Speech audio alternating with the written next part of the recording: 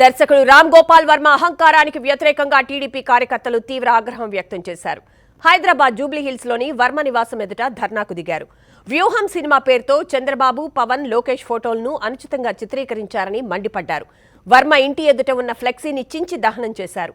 వర్మ దిష్టిబొమ్మతో శవయాత్ర చేశారు.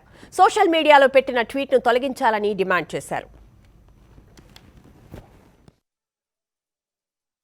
ఈ రామ్ గోపాల్ వర్మ గాడు, ఈ సైకో గాడు, ఆ పెద్ద సైకో జగన్మోహన్ రెడ్డి పంపితే ఈ చిన్న సైకో గాడు, ఈ బిత్తిరి సైకో గాడు వీడు ఏం చేస్తుండంటే నిన్న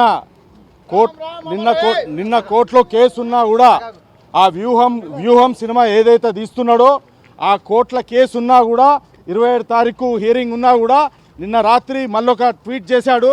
వాడు ఏమంటే ఒక బర్రెలు పెట్టి ఆ బర్రెలకు మరి చంద్రబాబు నాయుడు గారి ఫోటో, మరి లోకేష్ గారి ఫోటో, మరి పవన్ కళ్యాణ్ గారి ఫోటో పెట్టడం జరిగింది. ఇది వీడు కొన్ని కోట్ల మంది మనోభావాలను దెబ్బతీసే రకంగా వీడు రెచ్చగొడుతున్నాడు. వీని సినిమా పబ్లిసిటీ గురించి వీడు ఇదంతా చేస్తున్నాడు. వీడు పబ్లిసిటీ పక్కన పెడితే వీడు ఏదైతే వ్యూహం సినిమా తీస్తుండో అది గిట్ట మా నాయకుడు కించపరిచేలాగా ఉంటే గిట్ట నేను ఇప్పటికే అందరికీ హెచ్చరిస్తున్నా.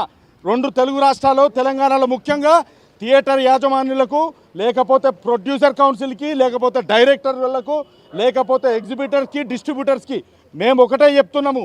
వానికి మీరు సెన్సార్ ఇచ్చారా ఇయ్యలేదా? ఇయ్యకపోతే మాత్రం అది అందరికీ మంచిదవుతుంది. ఈ సినిమా గిట్ట మా నాయకుడికి కించపరిచినట్టు ఉండి మనోభావాలు దెబ్బతింటే మరి అల్లర్లకు మాత్రము మరి రామ్ గోపాల్ వర్మ వాళ్ళ టీము, వాళ్ళ ప్రొడక్షన్ టీమే బాధ్యత వహించాలి. అందుకే నిన్న మరి ఇంత జరిగినా కూడా మరి లోకేష్ గారు కేసు హైకోర్టులో కేసు వేసినా కూడా